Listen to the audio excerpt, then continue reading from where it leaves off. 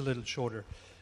We only have one planet. In the last 200 or 300 years, humans have actually managed to change the atmosphere of our planet. This seems impossible to do, but it has happened.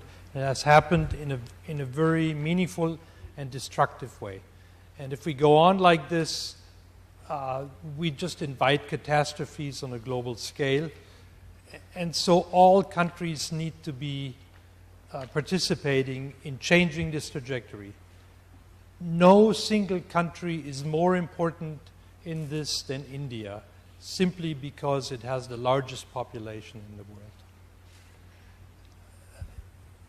Energy use and prosperity, as I've tried to explain in my lecture, are very, very tightly correlated. If you want to be more prosperous, you will consume more energy. Now, through the last 200-300 years, this energy has been almost exclusively supplied by fossil fuels. Fossil fuels have been generated through natural processes and stored away over the course of 65 or so million years in evolutionary steps between basically the evolutionary invention of wood and then 65 million years later the invention of wrought.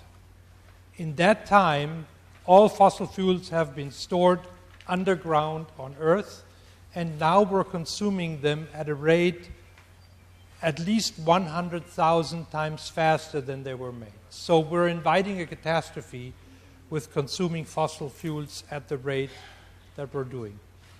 Fortunately, renewable technologies can provide an easy out of this trap. And what I mean by that is now it's actually, for the first time in our history, possible to use renewable power sources that are cheaper than fossil fuel-based power sources.